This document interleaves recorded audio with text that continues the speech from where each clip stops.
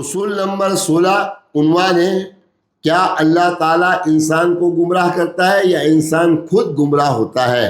Part 3 آیت 18 وَلَيْسَ لِلْإِنسَانِ إِلَّا مَا سَعَى، سورہ النجم آیت نمبر 39 ترجمہ، اور یہ کہ انسان کو عدل میں وہی کچھ ملے گا جس کی اس نے کوشش کی ہوگی، رہا فضل اس پر کسی کا حق نہیں، وہ محض اللہ کی عطا و رضا ہے، جس پر جتنا چاہے کر دے۔ آیت 19 وَإِذْ قَالَ مُوسَىٰ لِقَوْمِهِ يَا قَوْمِ لِمَ تُؤْذُونَنِي وَقَدْ تَعْلَمُونَ أَنِّي رَسُولُ اللَّهِ إِلَيْكُمْ فَلَمَّا زَاغُوا أَزَاغَ اللَّهُ قُلُوبَهُمْ وَاللَّهُ لَا يَهْدِي الْقَوْمَ الْفَاسِقِينَ،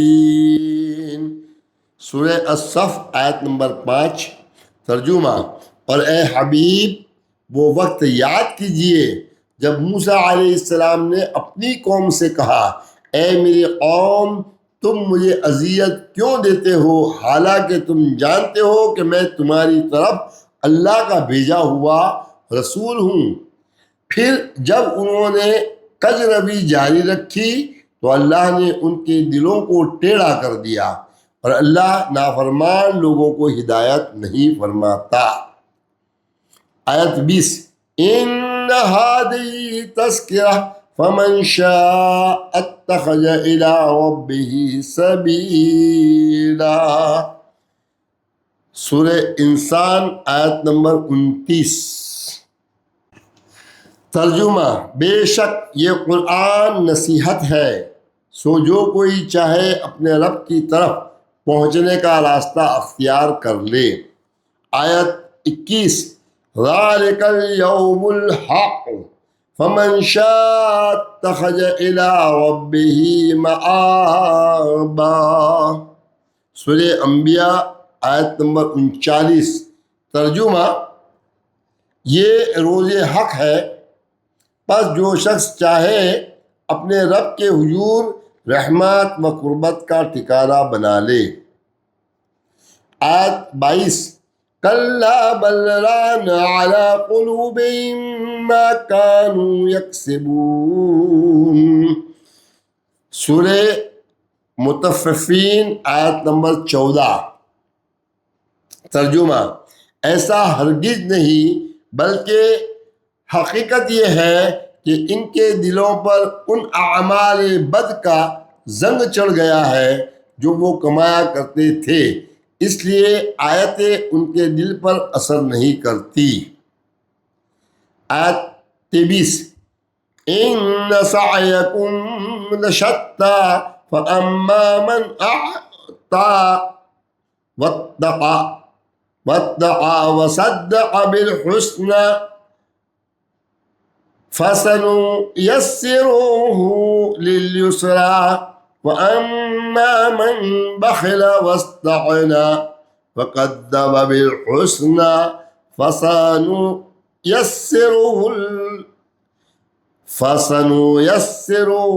للعسرى،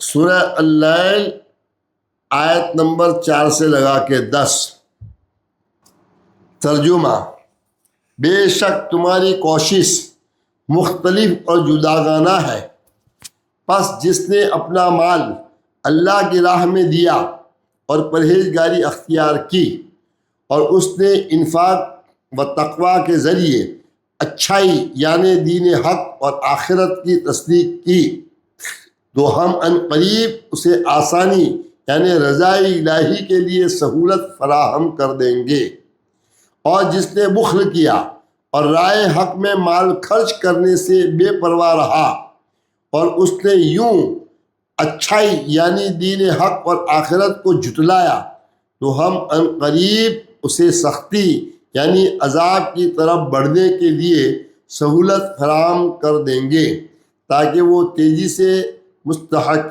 عذاب ٹھہرے۔ اصول، ان آیات میں اللہ تعالیٰ نے یہ اصول واضح فرمایا ہے کہ اللہ تعالیٰ کسی کو گمراہ نہیں کرتا، بلکہ انسان خود گمراہ رستوں کا انتخاب کر کے گمراہی کی طرف جاتا ہے۔ چند بہت ضروری سوال ہے۔ جبر و قدر سے متعلق انسان با اختیار ہے یا نہیں؟ ارادہ و اختیار کے بابت انسان با اختیار ہے یا نہیں ہے؟ کیا انسان کو اللہ گمراہ کرتا ہے یا انسان خود گمراہ ہوتا ہے؟ ہمارے بڑے بڑے علماء کرام بھی اس حوالے سے کنفیوز ہیں۔ اس حوالے سے شیخ الاسلام پروفیسر ڈاکٹر محمد طاہر القادری کی کتاب ایمان بالقدر اس کا مطالعہ لازمی کریں۔ اس حوالے سے قرآن مجید کا موقف سمجھتے ہیں کہ قرآن اس حوالے سے ہمیں کیا سکھاتا ہے۔ سوال یہ ہے کہ کیا ہم مجبور ہیں اس لیے ہم گمراہ ہیں؟ اگر کوئی گمراہ ہے تو اللہ تعالیٰ نے اس کو گمراہ کر دیا کیا ہے؟ ہم جہنم میں اس لیے ڈالے جائیں گے کہ ہم تو کچھ کر ہی نہیں سکتے تھے۔ اکثر اہل مذہب اس پر کنفیوز ہیں۔ بڑی بڑی کتابوں کے اندر لکھا ہوا ہے چونکہ اللہ نے فیصلہ کر لیا تھا کہ جہنم میں لے جانے کا، اس لیے لوگ جہنم میں جائیں گے۔ یہ بات قرآن میں آئی ہے مگر ایک خاص کانٹیکسٹ میں ہے، اس کو علی الاطلاق سمجھ لینا درست نہیں۔ نوجوان جو یونیورسٹیز کے اسٹوڈنٹس ہیں وہ کلیئر نہیں ہو پاتے کیونکہ جن سے وہ سوال کرتے ہیں وہ یا کلیئر نہیں یا صحیح بات بتانے سے ڈرتے ہیں کہ مذہبی پیشوائیت ان کو نگل جائے گی۔ اوپر بیان کردہ ایک دو نہیں کہ اس آیت میں آپ نے تفصیل سے دیکھ لیا کہ اس حوالے سے قرآن مجید کا نقطۂ نظر کیا ہے۔ قرآن کہتا ہے کہ انسان ایمان اور کفر کے انتخاب میں پوری طرح آزاد اور با اختیار ہے، اس کو مجبور نہیں کیا جا سکتا۔